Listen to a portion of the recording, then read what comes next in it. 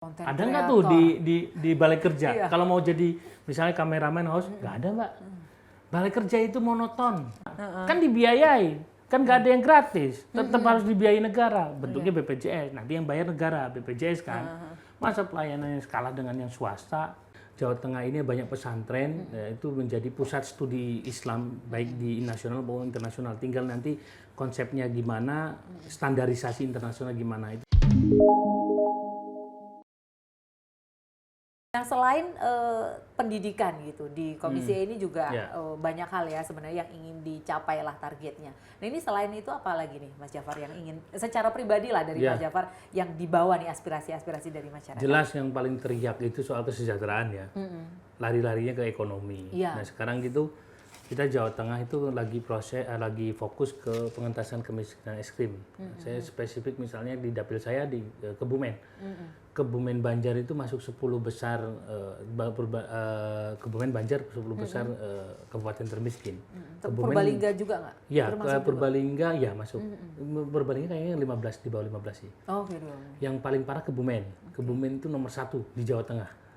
Sekarang Kebumen ya? Iya 15%. Kemarin kan kalau nggak salah sebelumnya Wonosobo. Brebes. Oh Brebes, Brebes. Nah, iya, sempat Brebes juga nomor 2. Wonosobo. Oke. Jadi dari situ aja kita patokannya itu dulu deh, kesejahteraan itu berkaitan dengan pertama ekonomi, Ya.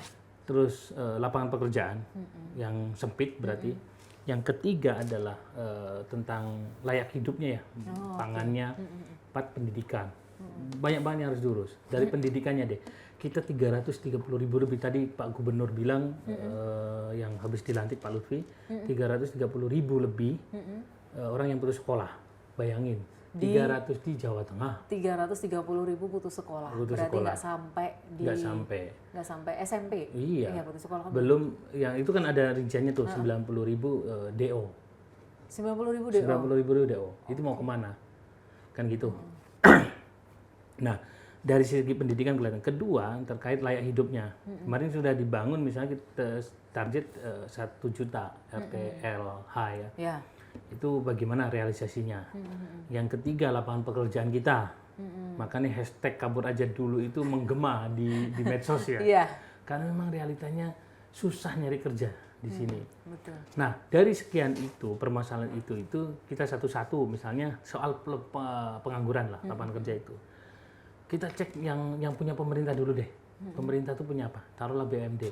Bawahnya BUMD dari kabupaten sama provinsi, ada BUMDes, ya kan?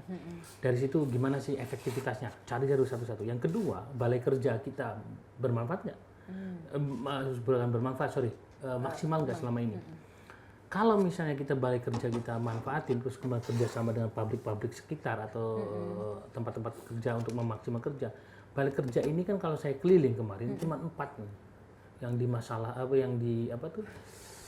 Yang aktif maksudnya? Bukan, yang dipelajari. Oke. Oh, maksudnya ininya skill yang diajari di situ Itu cuma dari 4. zaman Pak Harto sampai sekarang itu nggak berubah itu. Oke. Jahit. Oke. Tata boga, bengkel, otomotif itu. Iya. Satunya lagi saya lupa.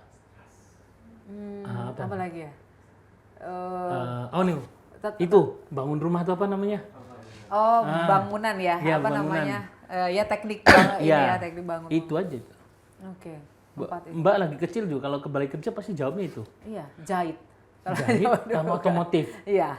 Udah coba bayangin santri tiba-tiba kalau misalnya saya pulang pesantren tiba-tiba nggak pernah sekolah masuk ke balai kerja otomotif lagi. Padahal sekarang itu kerja itu terbuka dengan dengan pasar yang sangat terbuka. Iya. Marketing belum. Oke. Pertelevisian. Konten Ada nggak kreator. tuh di balai kerja? Iya. Kalau mau jadi misalnya kameramen host, nggak ada mbak. Balai kerja itu monoton. Harusnya lihat dulu yang dipunya pemerintah. Iya. Jangan ngantemin sana harus perusahaan ini nyiapin pelatihan ini. You punya balai kerja maksimal itu ada anggarannya. Bahkan pegawainya di PNS. Iya. Jadi artinya harus upgrade dong. Ini zaman udah berubah. Orang pakai affiliate Shopee sama TikTok aja udah dapat duit. Kenapa nggak latihan itu? Kita Konten balik kerja, kreator ya. ambil mama. Karena kemarin ketika saya reses, mama kan penting kasih kerja. Saya nanya, lebih enak dikasih bantuan, apa itu yang 600.000 ya? Bantuan langsung. Bantuan langsung, atau dikasih pekerjaan. Pekerjaan tuh, lah mama kerjanya apa? Suruh otomotif. Kan nggak mungkin. Udah sepuh Terus suruh misalnya jahit juga susah. ke balai kerja suruh jahit lagi. Kalau misalnya jahit mau kemana nih? Ada nggak di situ pabrik garment? Yang kayak gitu-gitu harusnya upgrade dong. Kita maksimalin pemerintah itu yang punya pemerintah dulu. Saya kasih contoh dulu sebelum ngantem istilahnya perusahaan-perusahaan yang gede-gede suruh nyiapin. Betul itu, tapi kan kita punya yang dianggarkan. Nah, balai kerja mau kemana? Terus target berapa? Kalau misalnya satu kabupaten dikasih target balai kerja itu 1.000, 2.000 per bulan lah 500. Berarti kali berapa? 12 bulan, setahun ada 6.000 yang latihan kerja. Kita salurkan di situ. Kalau udah ada 6.000 orang terampil, panggil dong investor. Buat pabrik di situ ini loh udah siap. Bayangin itu setiap kabupaten 6.000 kali 30 berapa tuh? Udah dari pemerintah itu udah kelihatan.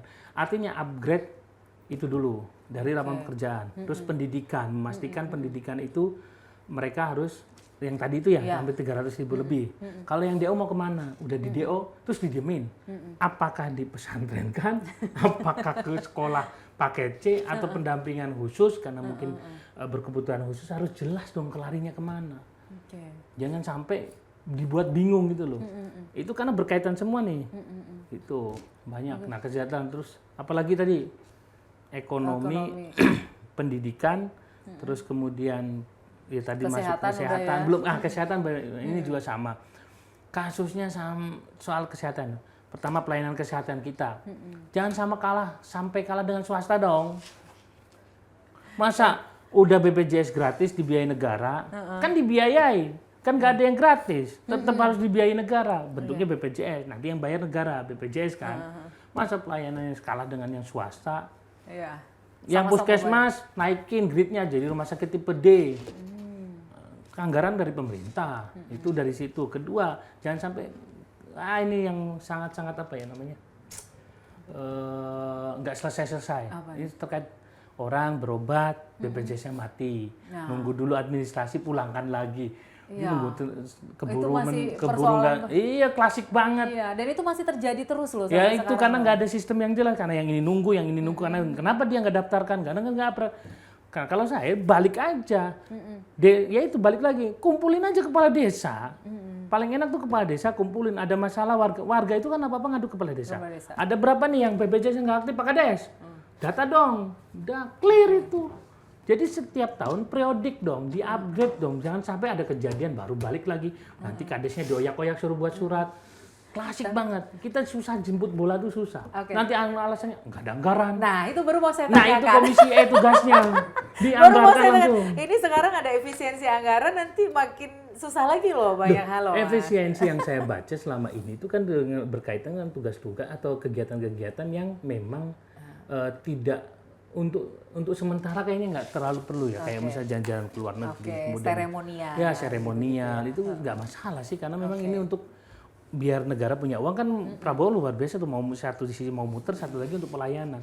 Untuk pelayanan nggak ada masalah. Sekarang nih, kenapa rumah sakit swasta lebih pelayanannya enak? Kira-kira nggak tahu Mbak Septi ngerasain nggak sih? Aku aja ngerasain. Iya. Jauh ya. Ya memang harus banyak, karena mungkin terlalu banyak di negeri. Tapi kan pelayanan ini loh. Iya betul.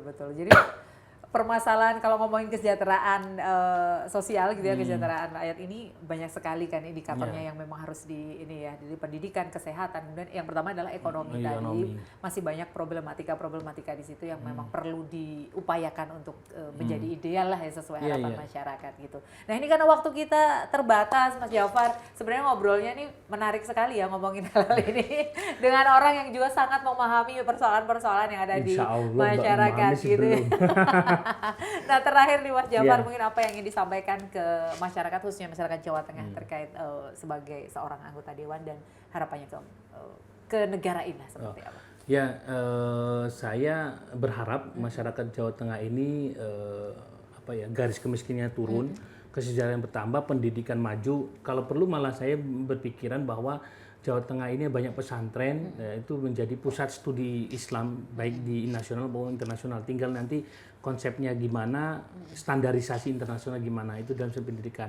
Dalam hal kesehatan saya juga mendorong nanti di Komisi A untuk terkait persoalan BPJS yang nggak kelar-kelar dan pelayanannya. Terus pengangguran juga kita gimana caranya membantu mendorong pemerintah bekerja sama dengan berbagai stakeholder untuk membuka seluas-luasnya lapangan pekerjaan, sehingga hashtag kabur ajala itu paling tidak diganti dengan hashtag stay cool di Central Java, gitu. Kira-kira kayak gitulah.